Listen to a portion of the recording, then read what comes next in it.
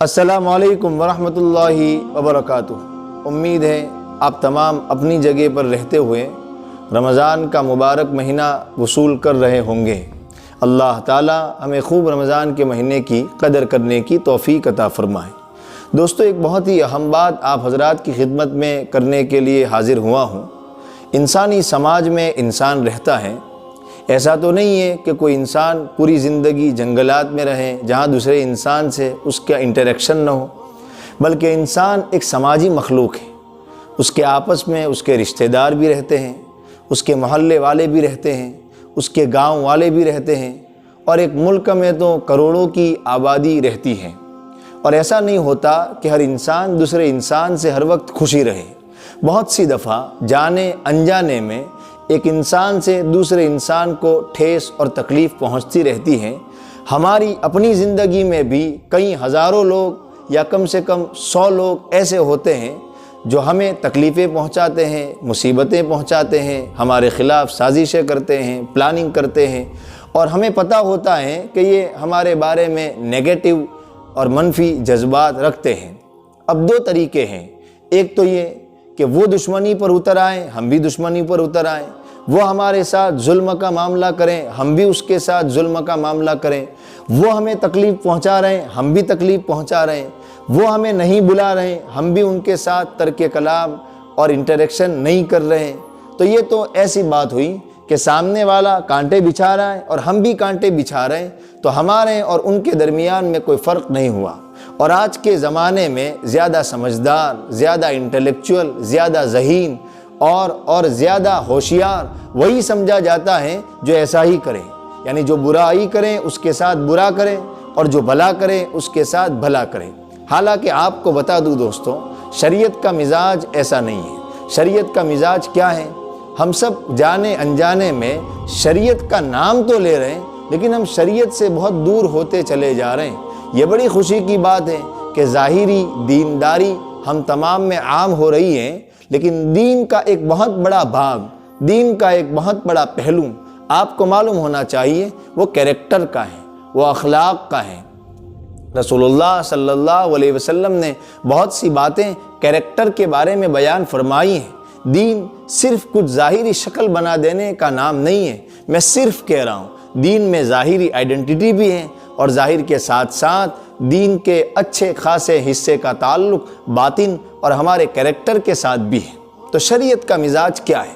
ہمارے ساتھ کوئی برائی کرے، ہم کو کوئی تکلیف پہنچائے، شریعت اس کے بارے میں کیا کہتی ہے؟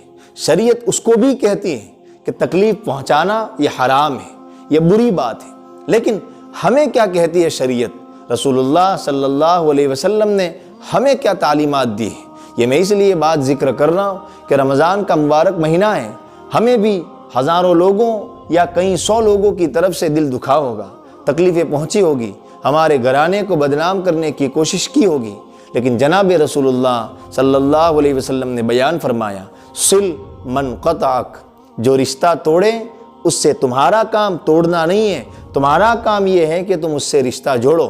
پتہ چلا جو ہم سے ترک تعلق کریں، جو ہم سے بات نہیں کرنا ہے، کسی وجہ سے ہمارے درمیان میں انبن ہے، تو ہم اس کا انتظار نہ کریں کہ وہ نہیں آتا میں کیوں جاؤں۔ رسول اللہ صلی اللہ علیہ وسلم نے ہمیں یہ تعلیم دی ہے، نہیں تم ایسے نہ بنو، وہ نہیں کر رہا، تم کلام کی ابتدا کرو، تم اس کے گھر افطاری بھجواؤ، تمہارا خالو ہے، تمہارا ماموں ہے، تمہارے چچا ہیں، تمہارے رشتہ دار ہیں، تمہارے محلے یا گاؤں میں کوئی لوگ ہیں، ان سے اگر تمہاری انبن ہے، صل من قطعک، جو تم سے رشتہ توڑیں تم اس سے رشتہ جوڑو۔ واعف عمن ظلمک، جو تمہارے اوپر ظلم کریں، جو تم پر زیادتی کریں، واعف، تم ان کو معاف کر دو۔ رسول اللہ صلی اللہ علیہ وسلم تو عجیب بات ہے، لمبی روایت ہے، رئیس المنافقین کا جنازہ پڑھانے کے لیے آپ تشریف لے گئے ان کے صاحبزادے کی درخواست پر۔ منافقین جن سے آپ کو قدم قدم پر تکلیفیں پہنچی تھی، واعف عمن ظلمک، جو تم پر ظلم کریں آپ اس کو معاف کر دو۔ وَأَحْسِنْ إِلَىٰ مَنْ أَسَاءَ إِلَيْكَ، اور جو تمہارے ساتھ زیادتی کریں تم اس کے ساتھ زیادتی نہ کرو، اچھائی کا معاملہ کرو۔ پتہ چلا ہمیں ان لوگوں کے ساتھ جن سے ہم کو تکلیف پہنچی ہے اچھائی کا معاملہ کرنا چاہیے، رشتہ جوڑنے کی کوشش کرنی چاہیے، اور شیطان ہم کو یہ وسوسہ نہ لائے کہ میں اگر سامنے سے معافی مانگنے جاؤں گا تو میری عزت گھٹ جائے گی۔ عزت کا تعلق اللہ سے ہے، اور یقین رکھیے اگر ہم چھوٹے بن کر کے ضد کی وجہ سے عام طور سے جھگڑے ہوتے ہیں، ہم اگر چھوٹے بن کے سامنے سے گئے، اللہ کی ذات پر یقین رکھیے اللہ ہمیں جتنی عزت ملی ہے اس سے ہزاروں گنا زیادہ عزت اللہ دے گا۔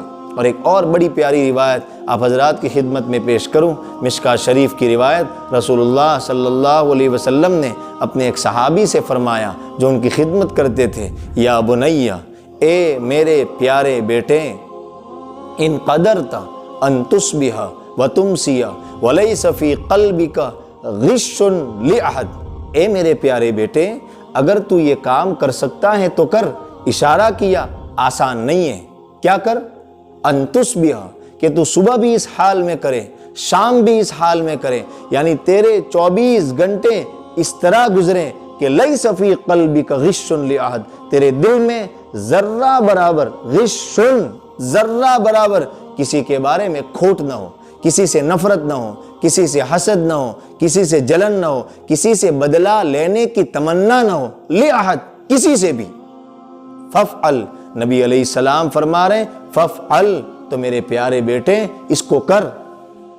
اور عجیب بات آگے نبی علیہ السلام نے ارشاد فرمائی، ہم سوچ نہیں سکتے، فافعل، تو اس کو کر، ذالک من سنتی، اے میرے پیارے بیٹے اپنے دل کو ہر طرح کی دشمنیوں سے پاک رکھنا یہ بھی میری سنت ہے۔ نماز میں جو سنتیں ہیں، مسواک سنت ہیں، یہ سنتیں تو وہ ہیں جس کو عام طور پر ہر ایک جانتا اور سمجھتا ہے، لیکن اپنے دل کو بالکل پیور رکھنا، بالکل صاف رکھنا، تمام طرح کے منفی جذبات اور نیگیٹو جذبات سے اپنے آپ کو پاک رکھنا، نبی اکرم صلی اللہ علیہ وسلم فرماتے ہیں ذالک من سنتی، یہ بھی میری سنت ہے۔ اور آگے روایت میں فرمایا من احب سنتی، جس نے میری سنت سے محبت کی اس نے مجھ سے محبت کی، اور جس نے مجھ سے محبت کی کان معی فی الجنہ، وہ میرے ساتھ جنت میں ہوگا۔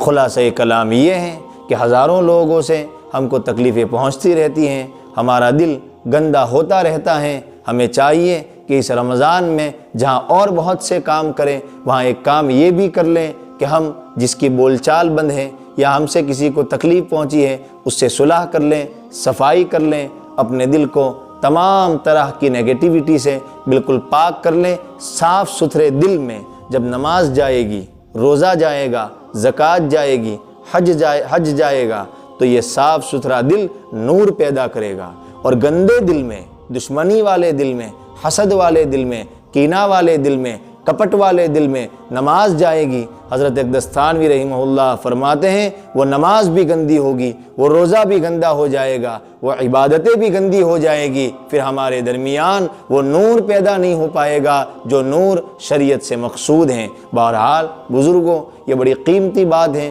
کہ ہم تمام کو اپنے دلوں کو پاک رکھنا چاہیے۔ حضرت حکیم الامت حضرت اقدس تھانوی رحمہ اللہ فرماتے ہیں اگر تمہارے دل میں کسی کی دشمنی بیٹھی ہوئی ہے تو دشمنی کو نکالنے کے لیے یہ کام کرو کہ اس کے لیے دعائیں کرو، جہاں اس کی خوبیاں ہوں اس کی تعریف کرو، اور بہت اہم کام تو یہ ہے کہ گھر بلا کر کے اس کی دعوت کرو تاکہ تمہاری دشمنیاں ختم ہو جائیں۔ آج ظاہری دینداری کے ساتھ ساتھ ضرورت ہے کہ ہم اپنے دلوں کو بھی پاک کریں، بڑا کریں۔ رائیوں کا اختلاف ہوتا ہے لیکن رائے کا اختلاف اپنے دل میں نہ آنے دیں، رائیوں کا احترام کریں، ہر ایک کی عزت کریں۔ اللہ تعالی ہمیں صاف ستھرا دل لے جا کر کے صاف ستھرا دل لے جانے کی توفیق عطا فرمائے، اس لیے کہ مغفرت زیادہ مال والے کی نہیں ہوگی، زیادہ اولاد والے کی نہیں ہوگی، اللہ کے وہاں معافی کس کی ہوگی؟ قرآن بیان کر رہا ہے الا من اتی اللہ بقلب سلیم،